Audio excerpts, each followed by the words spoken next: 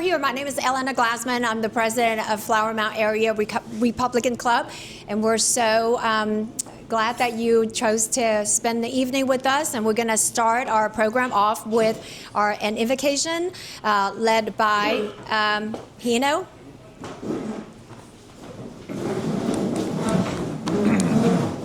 Michelle, bow your heads with me, please. Lord, thank you for this awesome day and one of the special Law Enforcement Memorial Week.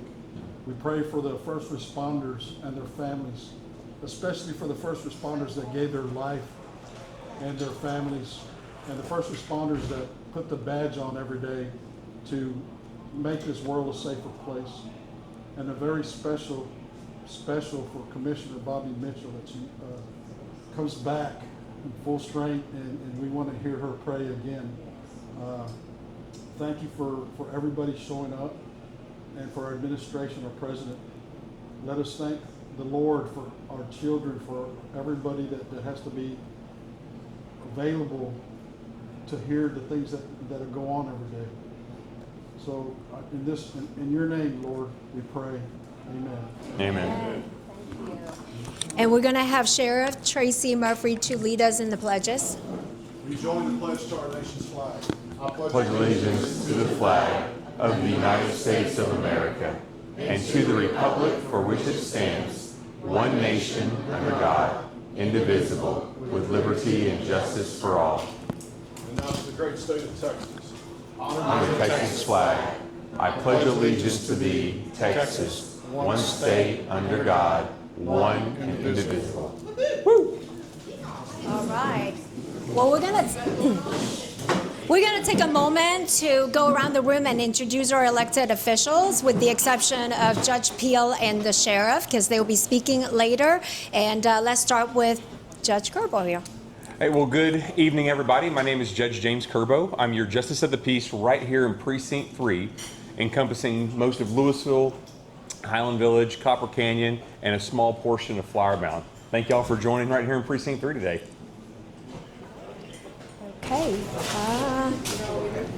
Okay. We'll have the mayor speak in just a minute. Okay. Leon Stars, I'm here on behalf of State Representative Richard Hayes. Good morning, or afternoon, evening. I'm Angie Cox from the Denton County Appraisal Board. Yes, you did get your notices, and they are due protesting tomorrow, so just FYI. Good morning. 6 o'clock in the evening. Susan Allen here for Mitch Little. And precinct chair, right? Precinct chair. Yes. Susan? Are we doing precinct chair? Yes, precinct chairs too, please. Jennifer Lundy, precinct chair 3140. Susan Allen, precinct chair 3140. Is everyone named Susan over there? Yeah. Okay. We planned it that way. Okay. All right, and over at this table? This you won't come for here for special office. He's got some dental stuff going on, so. Yes. Good evening, my name is Paul Johnson. I'm your district attorney, and I'm running for re-election this March. Awesome, thank you. And we have a runoff election coming up also in several cities, and we have a candidate here in that runoff candidate. Good evening, what time? Good morning, concerning I'm Lonnie Tippett. I'm running for Louisville City Council, place 4. And those of you that live in Louisville, I appreciate you. Yes, June 7th. If you have friends in Louisville, please make sure they come out to vote, because you know how low the turnout traditionally is for runoff. So we need everybody come out, especially our Republican friends. And this table over here. Taylor Melton, precinct chair, but also your own behalf, State Representative Ben Bumgarner, HD 63. Okay. Hi, I'm Robin Bell, I'm District Director for Congressman Raymond Mill. Thank you. Thank you so much. So give all the precinct chairs and elected officials a minute. Well, we really appreciate our sponsors for our monthly program. So this month, our sponsor is Denton Mayor Gerard Hudspeth. Will you come up and speak a few words? Yes. Thank you. So what's a like 5-ish, 10-ish? What do you think? what do I need to be? Minutes? 20, yeah, right, Before you go yeah. to Yeah, American yeah, right, no doubt. Thank y'all very much for having me, for the opportunity. It's a great group, looking forward to learning more. And thinking about what to say, I thought I'd just introduce myself, right? And then if there's anything that I miss, or if there's questions, happy to talk to those. But so Gerard Hudspeth, I'm born and raised in Denton. I've served since 2017 on the city council. And full disclosure up front, so we are term limited next year. We will be running for Precinct 4 county commissioner seat, but I've served as mayor for 5 years. This will be my 6th year. I was first elected 2017 in the city council, then re-elected 19, ran back-to-back in 20 to become the mayor of the city of Denton. And so that's a pandemic, that's fights over Confederate monuments, that's Winter Storm Uri, that's George Floyd protests. So when I was re-elected in 22, I was like, this has got to get easier. And we got that done, and then we ran again in 24. Denton does have a majority progressive council, so I have to fight the good fight every day. We've done a good job, best for the most part. I wish we had the $200,000 back from fighting marijuana litigation. I wish we had the $1.5 million back from a whistleblower lawsuit, but those are things that I believe later on we'll talk about ways to help the county and other cities. So that being said, my focus is really just getting things done. That's what drives me. We've gotten a lot done at the city, and so that's really what makes me go, is the opportunity to hear concerns, address those concerns, and get them fixed. And so there's another anecdotal thing I'll throw in. I also am really good at conflict management. That's if you know my dad, that's an inside joke, but it's the best political training ground in the world, I tell you. And so I just put it out, so it's a true statement. But and the craziest thing that I've seen in my 5 years was I had a sitting council member, a week after he didn't like what I said, called 911 to report a crime. True story. Documents are out there. It's truly unbelievable. So the truth drives people crazy, I guess. But that being said, Denton is, so to give you a feel for Denton and what we've managed as a chief elected official so our budget's $2.3 billion. We're a full service city, so we manage water, wastewater, utilities, all those things. And so it's given me a lot of experience and helped me, especially when Winter Storm Uri. I don't know that I knew who the PUCT was before then, but I'm fond of, I have a very good understanding who they are, what they do now, and how we can best protect our citizens. Some of the things from a transparency standpoint that I'm proud of, if you look at our agendas, or our ordinances, better said, before you would have legacy ordinances that pass, who's ever tried to look up something from like 3 years ago, and then you gotta cross-reference it to see who was on council then, all those things. Well, I added a signature block at the bottom, basically, so you know who was on council at that time and how they voted. So it has their name, yes or no, and on all the ordinances. So then you find the ordinance that you like or dislike, you can see who supported it, who didn't. So those type transparency things are things that I'm passionate about. They're practical applications that make life easier. I don't shy away from any challenges. I welcome those. I'm a kick in the front door type guy. I figure I can sneak through a window, but it seems like a lot of work. So I just rather just deal with it head on and tell you. And another thing that I'll tell you, and you'll hear from me regular, is I believe in, I can't speak for everybody on any board or body that I serve on, but I can clearly articulate to people how I problem solve, where I stand on the issue, where I'm advocating, and what that process looks like for me is, so we'll get our information, we'll read up on it over the weekend, we'll come into Tuesday, I'm about 80% baked, 75-80% baked on an idea of where I think we should fall.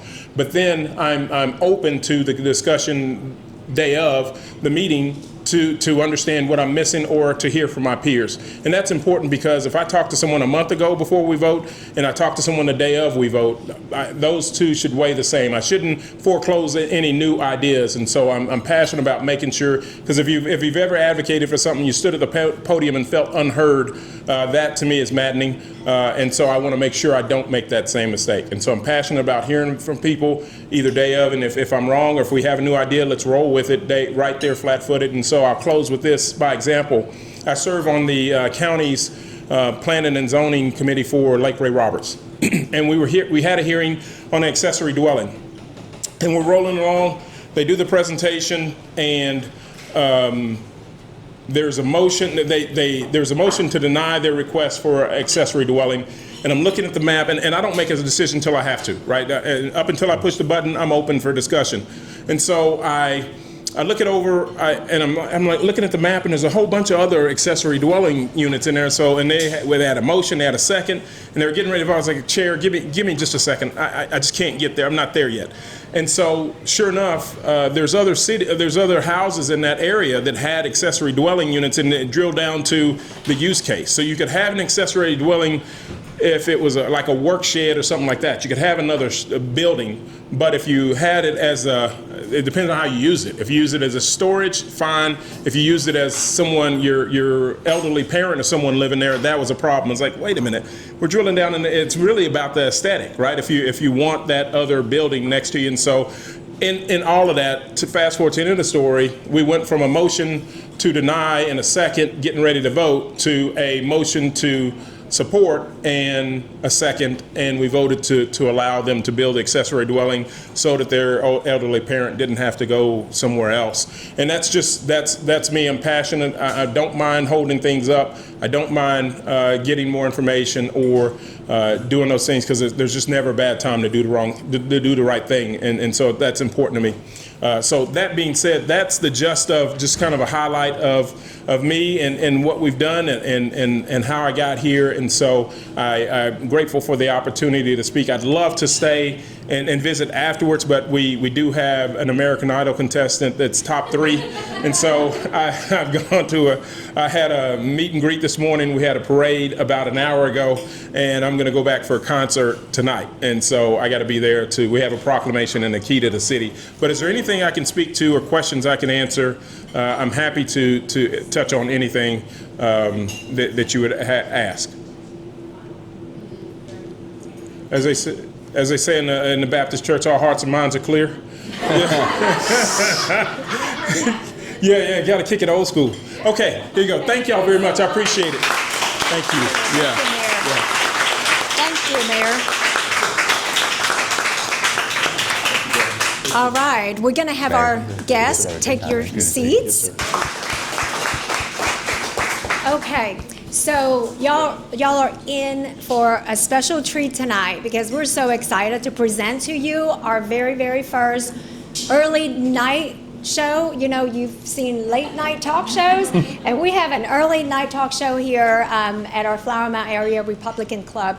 And with our very first talk show host, Judge James Kerbow. He auditioned for this very hard, and we thought that he was the right guy for the job to launch our first talk show host program. And then tonight's guest, like Brooke was just saying, that Judge Eats was unable to come, but we would love to have him back in the next few months, and he really wanted to be here, but it's hard to kind of skip that really once in a lifetime opportunity to highlight Denton County on American Idol for the entire country and the world to see. So we have 2 fantastic panelists or guests for the talk show host. We have Judge Susan Piel of Denton County Criminal Court number 2. And she's going to tell us a little bit about herself. And I know that our talk show host is going to do a fantastic job talking with them. And Susan just had her 30th anniversary as an attorney as of yesterday. As of yesterday, 30 years.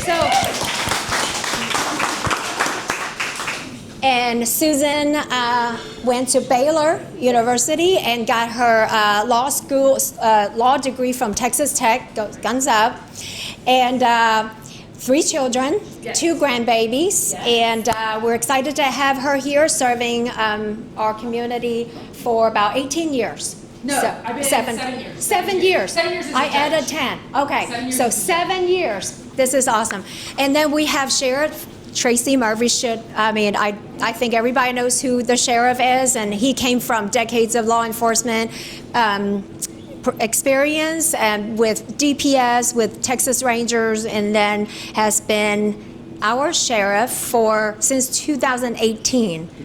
2017 you were elected and started serving 2018. So, all right, so I'm gonna turn this over to Judge Kerbow as our first talk show host.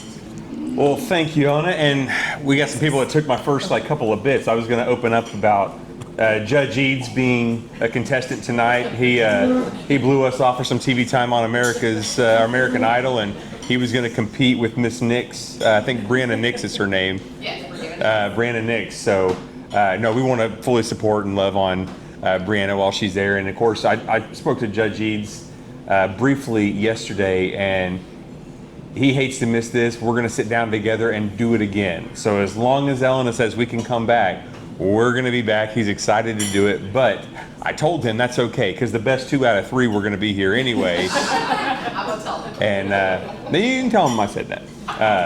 No, I'm teasing with him. But he does have a heck of a kick. If you've not been to one of the Marquette spring shows, I've been to the last 4 out of 4, so he's either working concession or he's warming up for the kick line, which they usually do. The Marquette dads get down there and do the kick line. So he is unbelievably talented and impressive out there with some of those dads. But y'all today, seriously, just really excited to have you here. 2 people that I just think the world of, Judge Susan Piel, Sheriff Tracey Murphree. We just got a couple of folks who have been wonderful public servants and who work so very hard. And we're going to go over some really, really great information, some new initiatives, some things we're working on. But I got to start with the judge first here, if you don't mind. So since you were sworn in January 1st, 2019. Give me just something about the court that you didn't quite expect, something like a pleasant surprise or something you didn't quite see coming. I would say, 2 things come to mind. First, I've been practicing law for a long time, mostly as a prosecutor, also as a defense attorney before I went on the bench. But I did not realize how much I would sign my name, how that was a huge part of my job, is signing my name. There's so many things that cross my desk electronically and that we are monitoring that was a larger part of the job, I think, than I saw.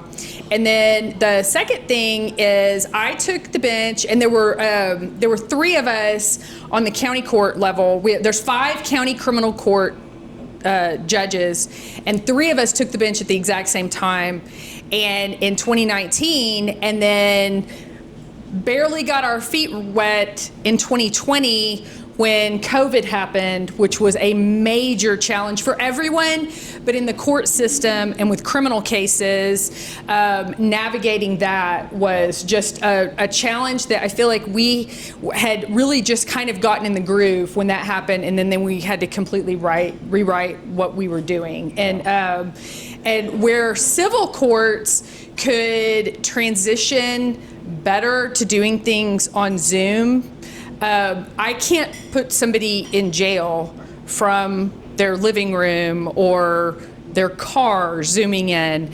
and so on criminal cases that presented a lot more of a challenge. It presented a challenge to everybody, but that was such a game changer for us. And so other than those first 2 weeks we shut down, we were up there. We were up there working, just having to do everything in a different way.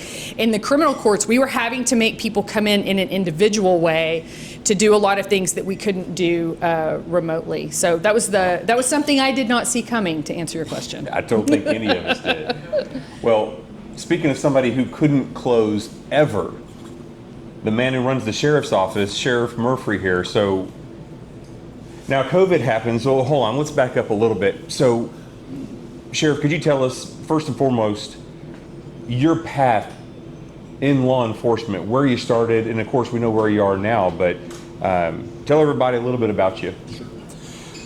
I was born in a, I'm going to start with the day I was born,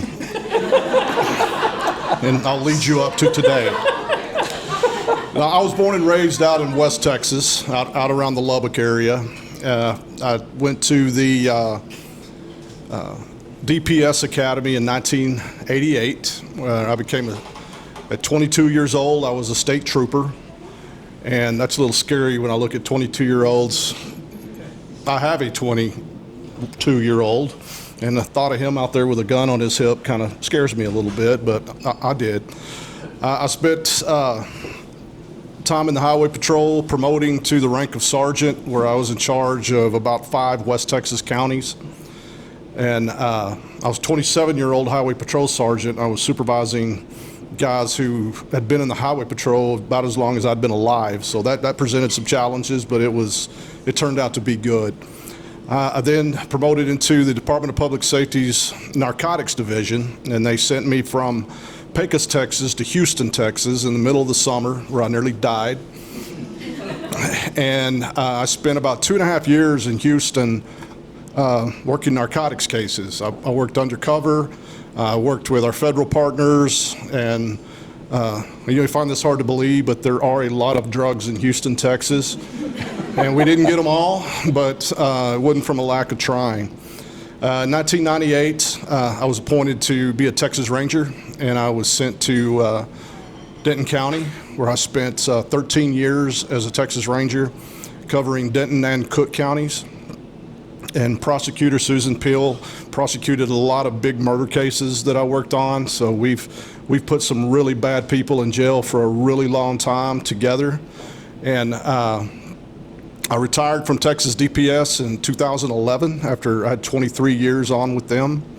I retired at 5 p.m. and at 8 a.m. I was sworn in at the Denton County Sheriff's Office under then Sheriff Benny Parkey. I led his Criminal Investigations Division, Narcotics Division, and Crime Scene Division.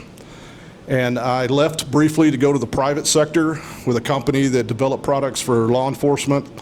And somebody talked me into running for sheriff. I can't remember exactly who it was, but if I ever find them, I'll remember. And then I got elected. So I had served you guys for 2 full terms, and I just started my 3rd term in January, and I appreciate your support. Thank you guys so much. Can I interject something? Absolutely.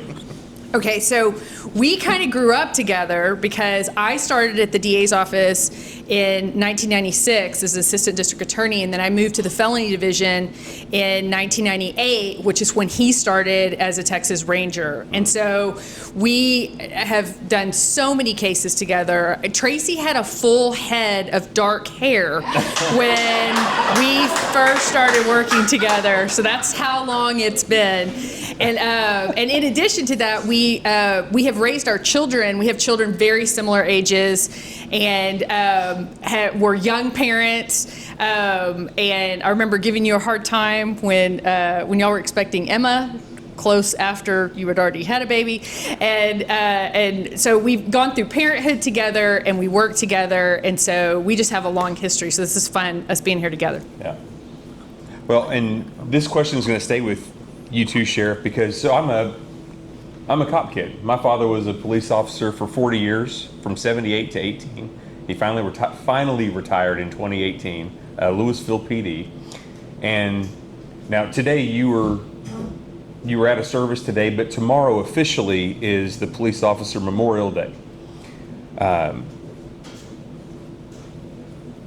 How important do you find it to honor those that have served and given everything? Yeah, there's nothing more important than that. This is 38 years I've been doing this. Also have some stories on your dad. I'll be happy to talk to you later. I served with his dad for many years. Yeah, it's difficult. You know, I have personally stood over the body of a good friend laying on the side of the highway. who was murdered by a 17-year-old kid after a traffic accident. And so it really hits home for me what that means. This man was in my house 3 days before this happened. And so it's so important to remember they gave everything. Everybody in this room would fight to the death for their family, no doubt. But for someone to go out there on a daily basis and willing to die for a person who necessarily doesn't even like them, that takes a special person. And it's, I've had a fantastic career. And a lot of those guys that I know personally that have given the ultimate sacrifice, they leave behind families. And sometimes they get forgotten pretty quickly after things like this happen. So it's important that, especially this week, that we take the time to honor those who have given the ultimate sacrifice, but more importantly, to honor their families, to let them know that we do remember, that we do care, that their loved one went out and gave their life for, to protect people. And, we've gone through, I'm thinking there's a pendulum that swings, and we were there for a while. Police officers had a pretty tough time. It was, we were demonized nationwide, and we're the only profession that I know of that if someone screws up in New York, I get blamed for it. No other profession has that, and such a visceral hatred for police officers, and I think it's swinging back. It's swinging the other way. I think a lot of that has to do with who's in the White House right now, to be honest with you, and that people are finally waking up, and people who were scared to stand up, who felt the same way I feel but were scared to say anything, now feel a little bit empowered to speak on those issues, to make sure that police officers are respected. And nobody's perfect. I was a Texas Ranger. One of my jobs as a Texas Ranger was to put crooked cops in jail. And I've arrested police officers for every kind of offense you can imagine, including murder, haven't I, Susan? Yes, sir. And he's in prison today. And nothing irks me more than a crooked police officer. And any good police officer will tell you that it just, it breaks my heart when it happens, but also it gives me a feeling of, we're policing our own. And no one, you hear this all the time, no one is above the law. Well, that's right. That's correct. And we have to honor those folks who did it with integrity, with courage. And this week is just extremely important to me. Yep. No, I agree. It was one of the biggest fears that I had as a child was when my father would work deeps. And deep nights, for those of you who've not been around that, I mean, you wake up at 6:30, 7 o'clock, getting ready to go to school, and you're trying to leave. That's when Dad's getting home. And so that's about the time you get to see him. Maybe before bed, but it's truly growing up, it was one of the biggest deep down fears. What if something goes wrong? Even an accident, a car accident. How many times do we see police vehicles, cruisers on the side of the road, and those lights, for whatever reason, are drawn to them, like a bug drawn to a zapper? You know what I'm saying? So every stop, would you agree, every stop you've got to take the utmost caution? You don't know if you're stopping a little old lady who's late for church or a person who just murdered 10 people. Yeah. And so that's why you see a lot of police officers who have bad health at the end of their careers. Yeah. It's from constant here to here and here. As a highway patrolman, I may stop 15 or 20 cars a day. So that's 15 or 20 times that my blood pressure and my adrenaline have shot up and gone back down. And so you got these guys who do this for years and years and years, and that's why they have heart problems. That's why, not to mention the mental health aspect of it, but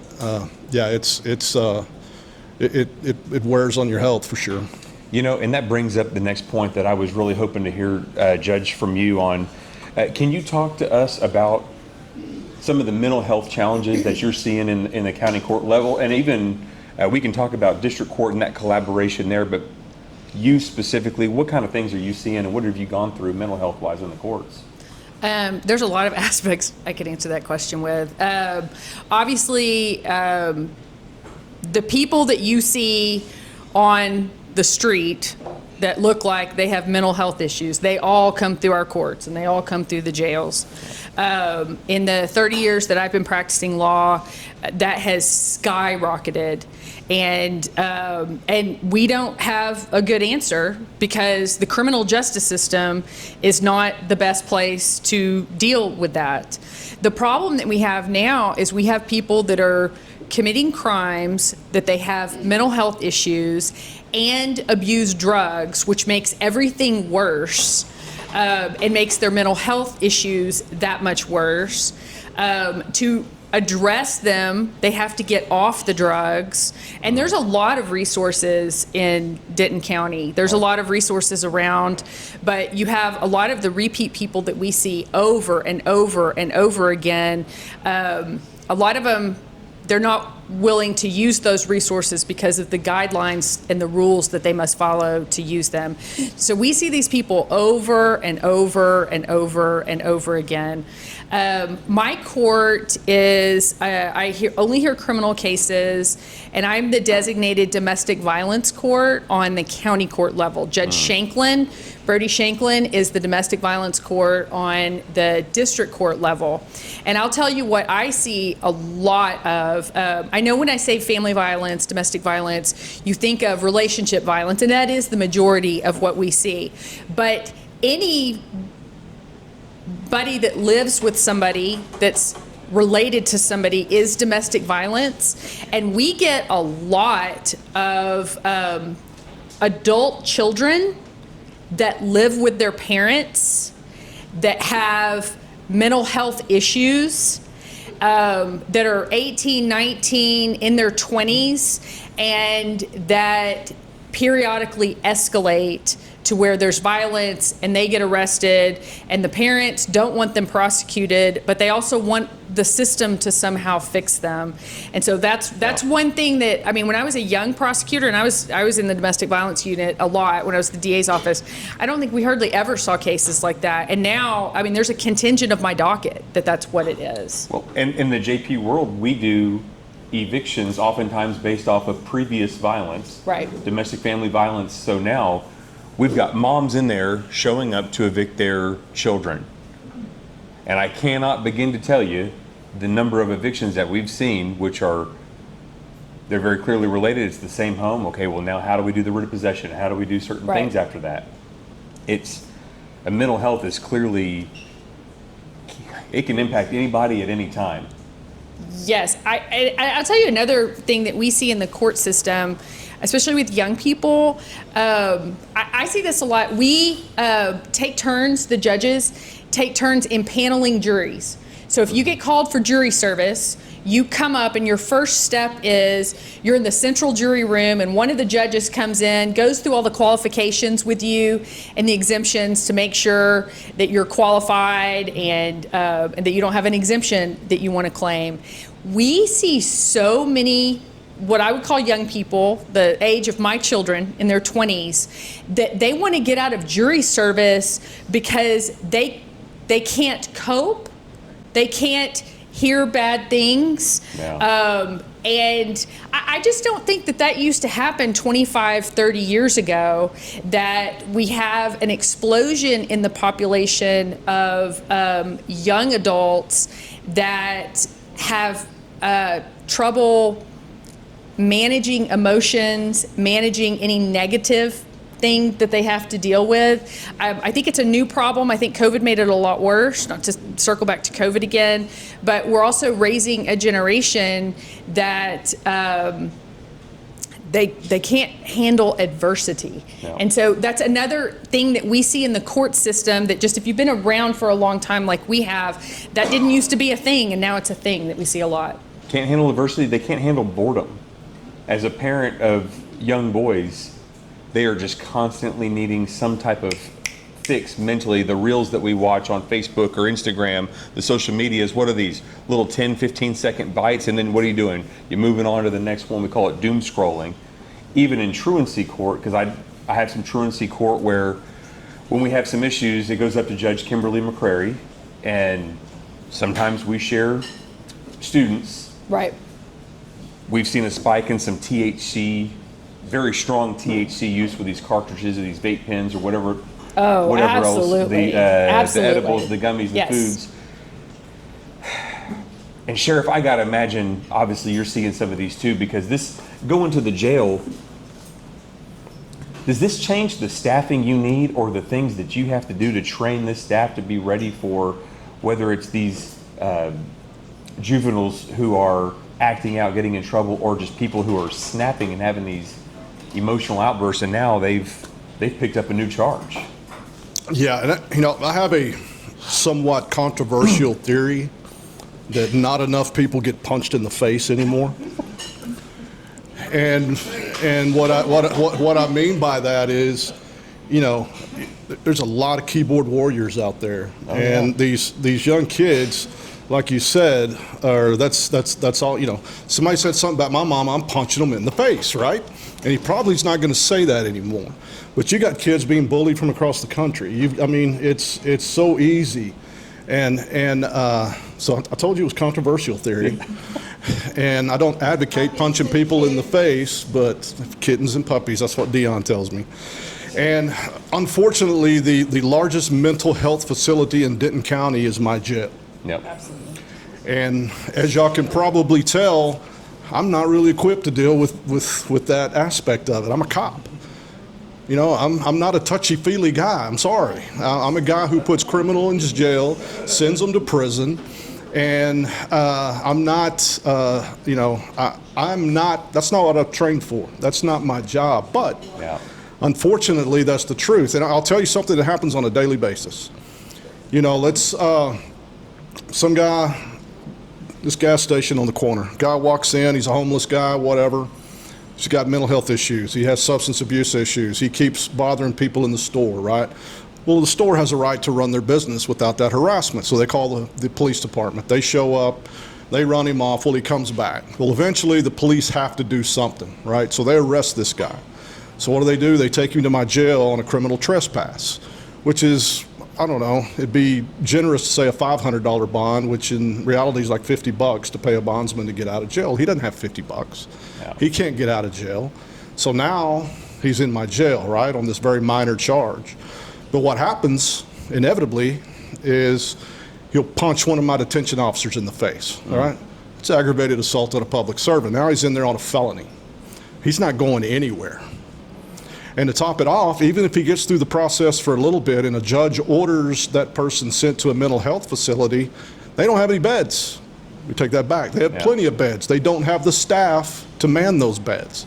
So I got taken to court not long ago for somebody tried to accuse me of contempt of court because I wouldn't take these people to the mental health facilities. And, and I said, what do you want me to do, handcuff them to the fence and leave? And it didn't go. But yeah,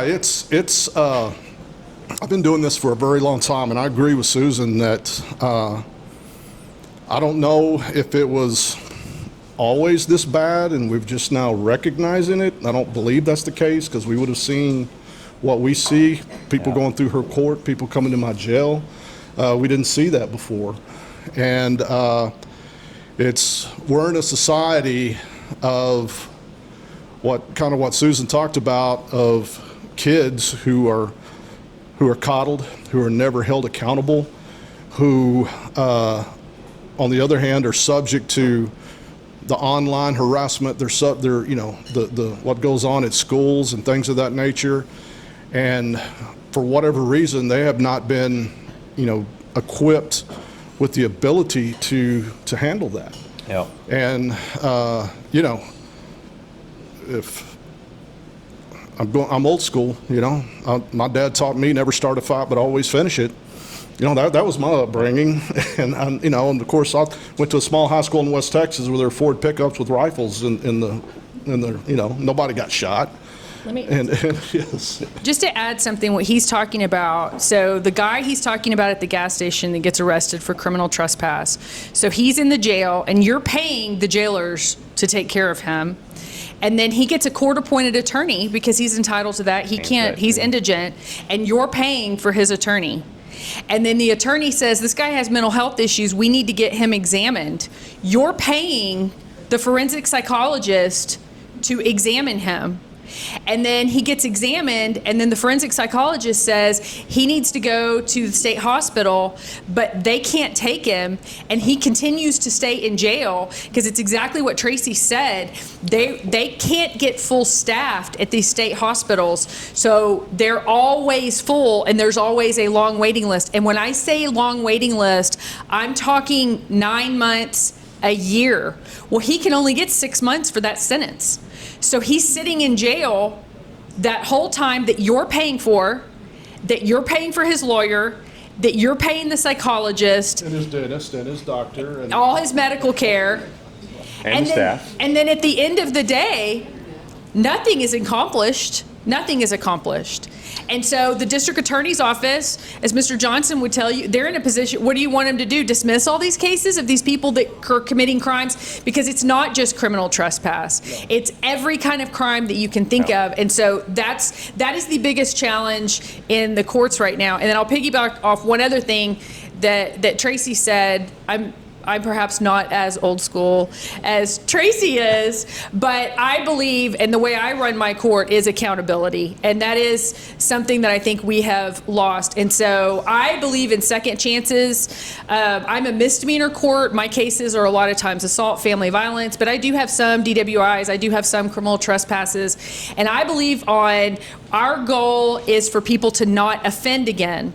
And so when you're on bond in my court and you have conditions that you have to follow, if you do not follow those, you will have consequences in my court.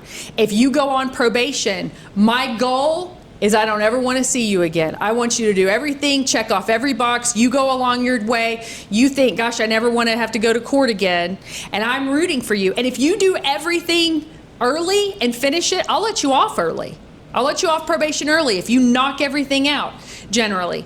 But if you don't follow what you're supposed to on probation, there will be consequences. Not following court order, there will be consequences. And I think that's a lot of what's lost kind of generationally. Absolutely. Is we were raised with there are consequences to your actions. And a lot of times I think kids are raised now that there's excuses for why you did the things that you did, and at the end of the day, you just need to be held accountable. You know what? You can make results or excuses. You can't make both.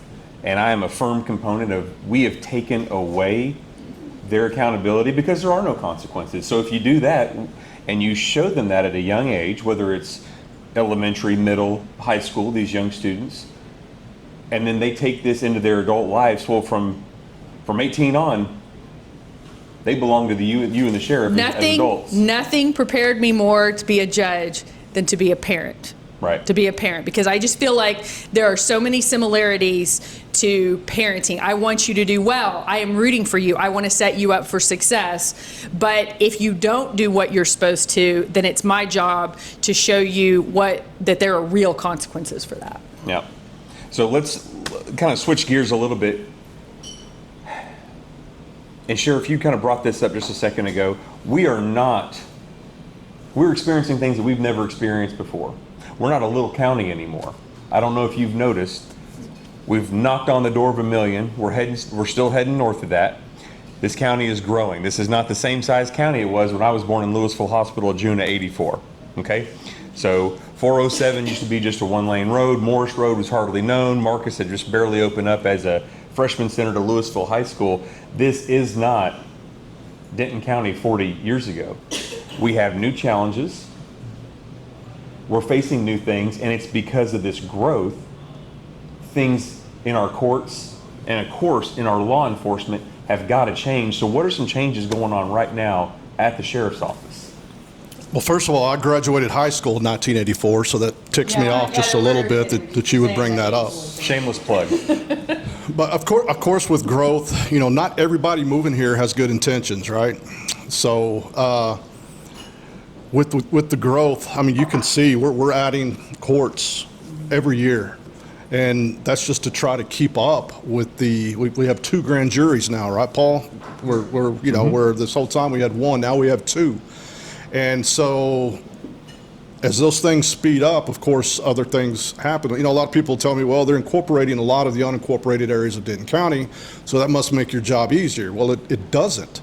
Because if you're arrested in Louisville, you go to the Louisville jail. If you're arrested in Carrollton, you go to the Carrollton jail. If you're arrested in Frisco, you go to the Frisco jail, but only for a small amount of time.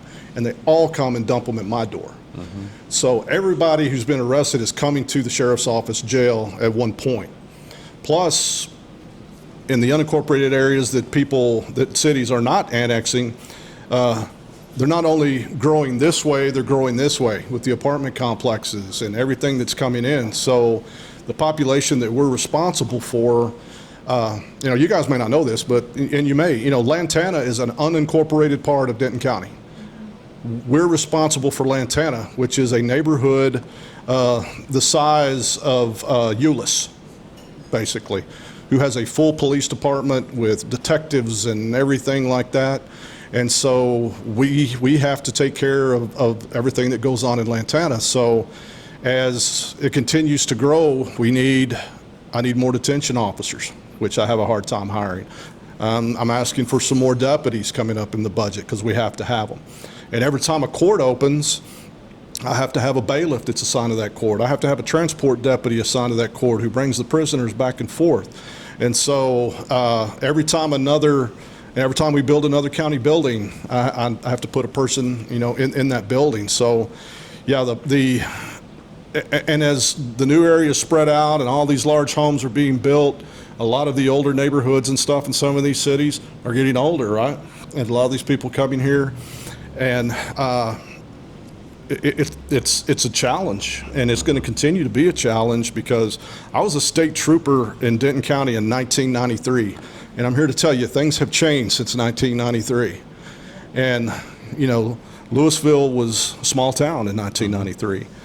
You could leave Denton and drive for a minute before you got to Little Elm, then you had to drive for a minute to get to the Colony, then you had to drive for a minute to get to Frisco.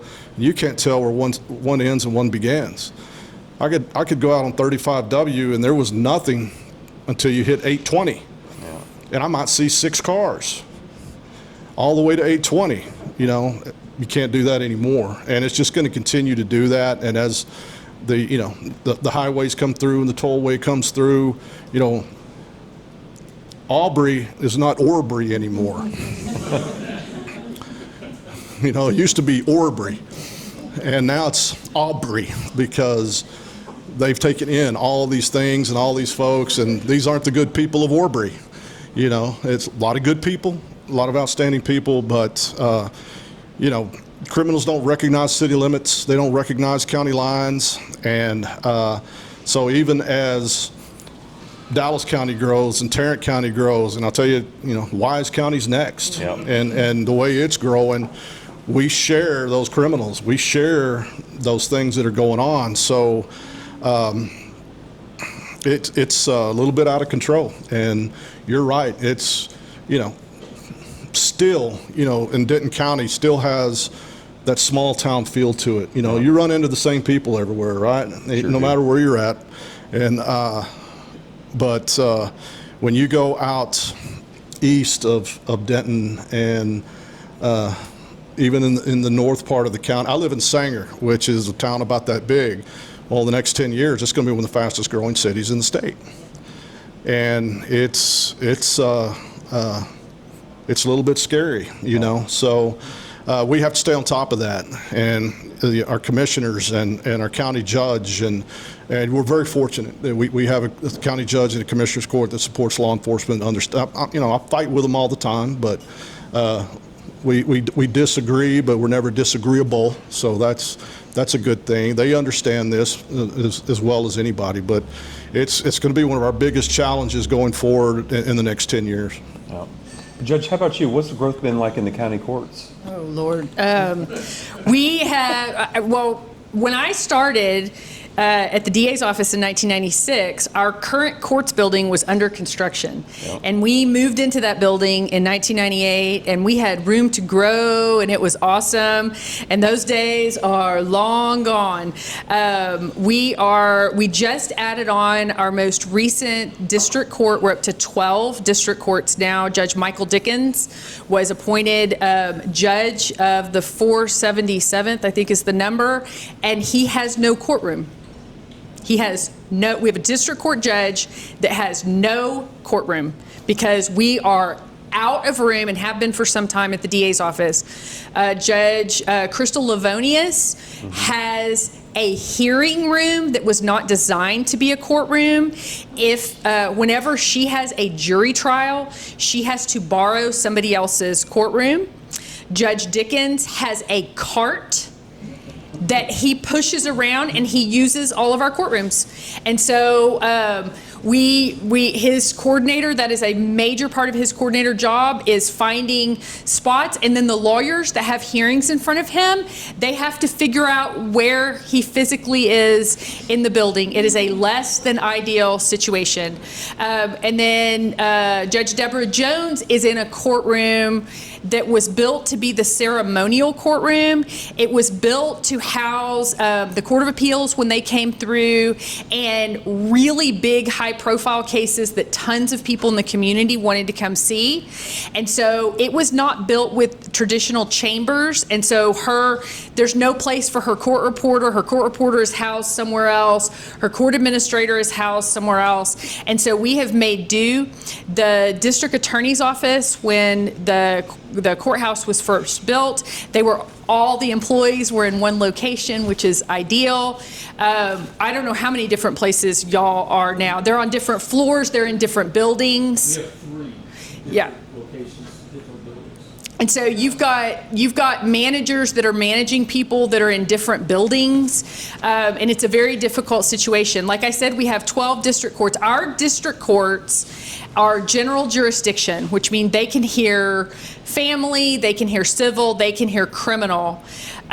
For years now, and I don't remember how many, the last few district courts that we've added because of need, because of population growth, they cannot add any more courts that hear criminal cases. And the reason is because if you add a court that hears criminal matters, you need to add prosecutors. You need to hire investigators, add additional investigators. And the DA's office literally has no place to put them. So our population has warranted adding district courts, but we can't add how the criminal cases are dispersed among criminal courts because we are so landlocked.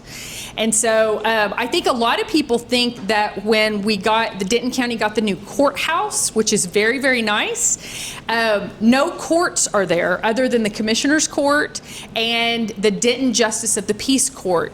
That is a courthouse for the Commissioner's Court. It's the Commissioner's Courthouse, and it houses a lot of county offices that were necessary that had outgrown their space. But the courts building has not added any additional space. In fact, 2 or 3 years ago, we had to boot our 2 probate courts out of the building, and they are in what was supposed to be a temporary facility, which is definitely not a courthouse. It's a make-do facility that I think the plan at the time was for a year, and it's been 2 or 3 years now.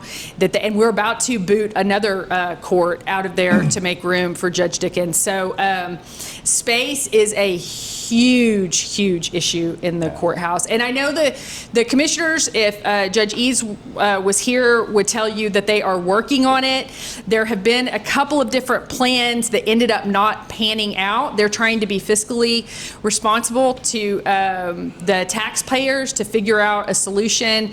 And we've gone down a couple of roads that ended up not working out, and they're working on it right now. But the growth in the county has definitely affected us at the courthouse. You know, and this is just a suspicion that I have. I think that's why Judge Eves didn't show up tonight. He knew that I was going to ask about resources and the growing county. You say, I don't know what happened to Kerbow. He just started firing off on what do you need, what can we get you as a county. Does it have to be up there, or can you have a different location? you can, and we have, just like the probate courts are in a temporary facility. When the current courts building was being built, we had one of our courts was at what we called the Burger Barn at the time. It's very complicated because of security. And because of access, because then you're taxing, they have to transport people to us and from us, and the laws of security protecting courtrooms because of incidents that have happened have really tightened over the last few years. And so I know what's being studied right now is using a building that the county has purchased. The challenge with a courthouse is capacity in one room. There's all kinds of rules about that and how buildings are built. And a courthouse has multiple spaces that have to house large number of people. And they're trying to work within the facilities we have. Is there structural issues, is that delaying the processing of cases? In my If you don't have the courthouses, I can see where that would delay. How do you operate? The criminal cases in particular in our district courts, if those criminal cases could be spread out over more courts, but they can't be. And so do I believe that impacts how quickly they can go through the system? Without question. Without question. But everybody's doing the best they can with what we have to work with. Yeah. Criminal cases always get priority. Criminal and CPS cases where children have been removed always get priority over everything else, but we simply can't put criminal cases in all of our district courts because we just don't have the space. Yeah. And that is his own set of challenges too. And don't get me wrong, the growth for the county has been wonderful. So we're kind of edging up toward the end of our interview here, but I do have just one final thing. What is your favorite thing about Denton County? Judge, can I start with you if you don't mind? Yes. I would say my favorite thing about Denton County and about my job is you see, for judges in particular, you see a lot of negative stories in the news about judges, mostly in other counties. We have a great judiciary here and very, very collaborative. I serve there's 5 of us in the county criminal courts. There's 7 statutory county courts, those 5, plus Judge Ramirez, who is our civil judge, and Judge McCary, who handles our juvenile. We sit for each other. We jump on each other's benches so that we don't have to bring in a visiting judge. I just did a docket for one of the judges yesterday who was at a conference, and we collaborate. It doesn't matter if it's my idea or your idea. If it's a good idea, we share. We try to get on the same page as much as possible. And with our district courts, just this last year, the elected judges answer to a regional presiding judge, and we had our regional presiding judge, David Evans, who presides over a bunch of different counties, do a standing order allowing our county court judges and district court judges to basically sit on each other's benches, and so to improve efficiency. So for example, Judge Shanklin and I are both family violence. We have a lot of cases in common. And so let's say somebody committed an aggravated assault against somebody, but they also, when the victim was trying to call 911, they grabbed the phone and took it away.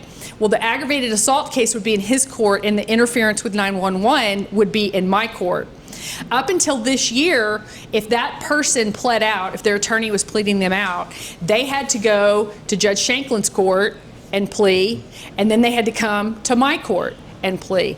But with Judge Evans' order, they can plead both cases in either one of our courts. So just little things like that, but really trying to find ways that we can improve the system. And when you're dealing with elected officials, sometimes everybody only wants to do it their way, and I have found in our county that people really will, our elected officials really will collaborate and work with each other to improve what we're doing, really across the board with the district attorney, with the sheriff, that we work together to find the solutions that work best for our constituents. Yep. And mine goes along with what Susan is talking about. I've worked all over the state of Texas, and I will tell you that we're very fortunate here in Denton County, the way our law enforcement organizations get along. Our cities, we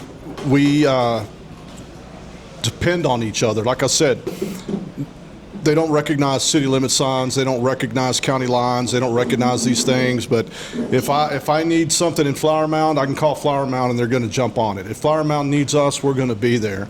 And a lot of times in law enforcement, I've been in a lot of places where the police department and the sheriff's office don't get along because the sheriff and the chief don't like each other, and it just causes conflict. And we've never had that, at least since I've been here in Denton County. And it's just that kind of lends to the small county feel. Is, there's not a single police department or police chief in this county that I can't call right now and ask for something and it'll be done. And they know the same with me. If they'll give me a call, it happens all the time. And we have a lot of small police departments in Denton County. Mm-hmm. Well, my crime scene unit usually works their big crime scenes, because they don't have the manpower, they don't have the ability to do that, and it's just understood.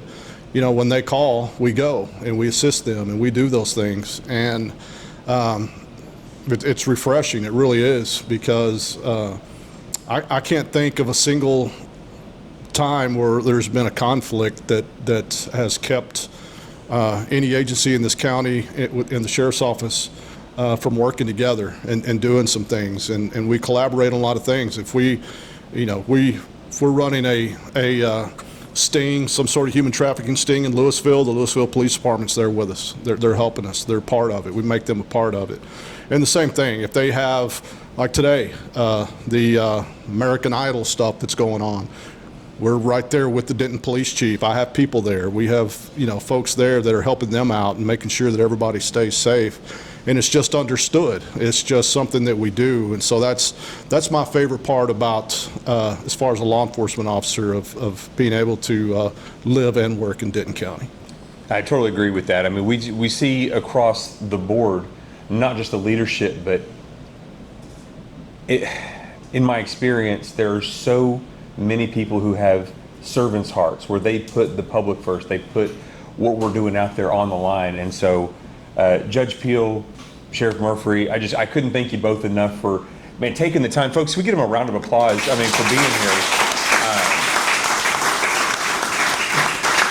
Just the incredible leadership from the county, top to bottom, left to right. We are such a united county, and you're right, to know that you can reach out to any one of your peers, regardless of, if it's a part of the same corps, whether criminal or civil, to work with Judge Shanklin, to work with other agencies, municipalities.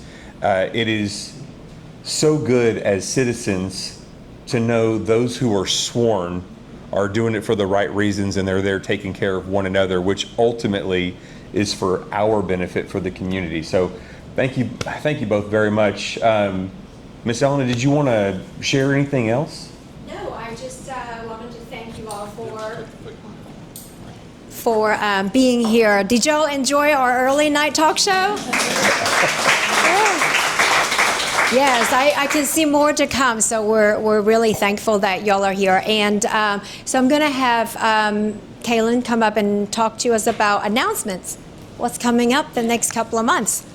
So so first things first, our June meeting is going to move. We're going to be at the Riverwalk in Flower Mound. We're going to move there possibly permanently. So it's been an honor and privilege to serve you here in Precinct 3 since, we were actually running at the exact same time.